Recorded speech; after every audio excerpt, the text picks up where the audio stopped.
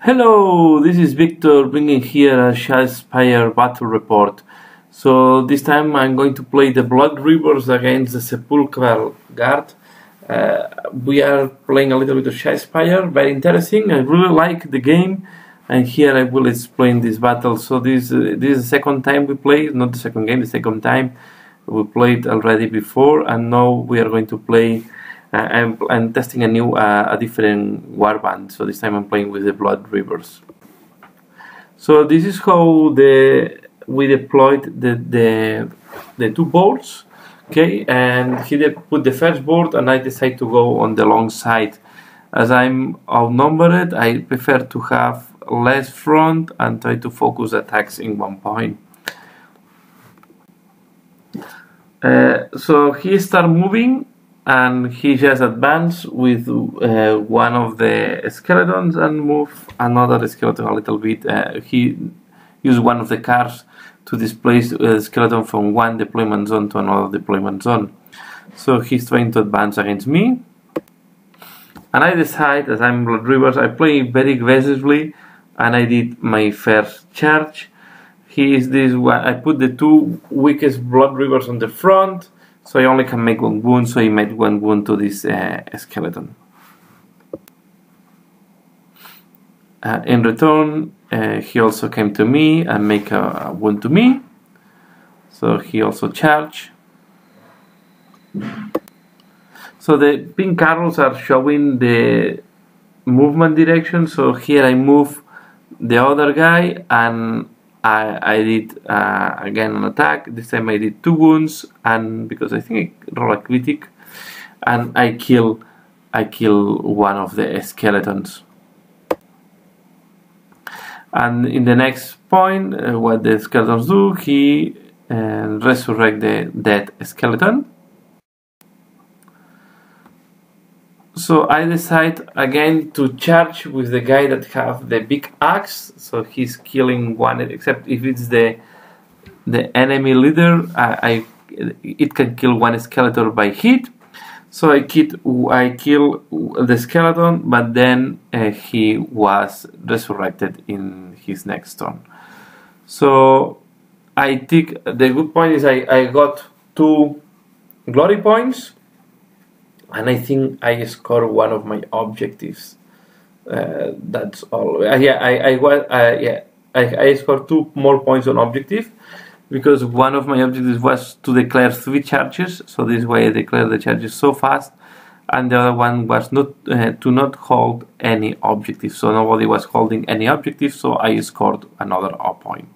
So I had 4 points. I don't remember exactly if he scored any point in this first round. So,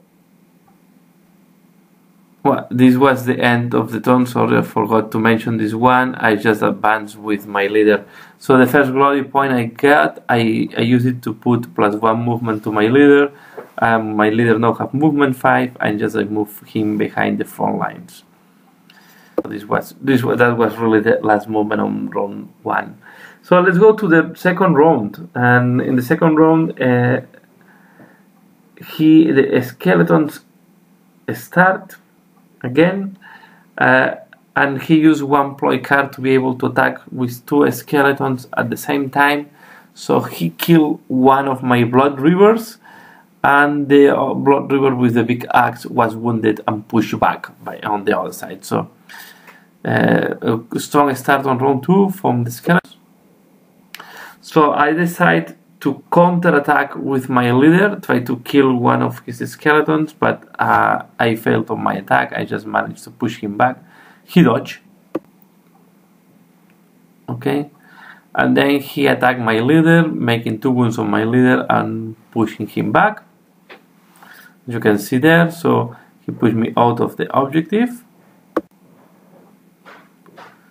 So I decide to then I put the card on this Blood River that he can attack all the enemies around, so I move him around the enemies, but I did not cause wounds. I just managed to push them. They dodge, or because they had the support, so or they dodge or they use the support.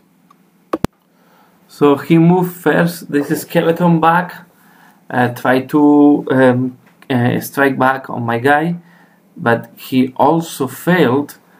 And then in next movement I move the guy that was in my backward just on top of the objective. I need to control this objective to score another glory point, and then I forgot to make the picture, but he is hitting my leader with the skeleton that did not attack yet, putting 2 more wounds on the leader. The leader is 1 wound remaining and being pushed back next to the side guy. So, and we finalized this round 2 with a charge with the guy with the big axe, killing again another skeleton and winning another glory point. He's not here, but yeah, I'm with 5 glory points at this moment. So with that, we finished the round 3, and as you can see, he pushed me out of the objective with a card. So I don't remember exactly, but I think I did not score any objective in this turn. So I was still ahead in terms of points, but yeah, the battle was not that unbalanced in that moment. So with that, we went into, you see here I have my 5 glory points.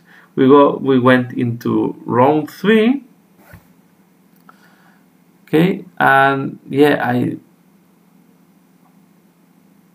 round 3, I think I won the initiative, if I'm not wrong. So the round 3, we start on the fight there, my leader against the guy with the biggest side, and we kill each other. I think he fluffed the attack, and then when I attack back, he used the one of the ploys to remove my last wound. Then he charged on the guy with the big axe, killing him. He was also wounded before.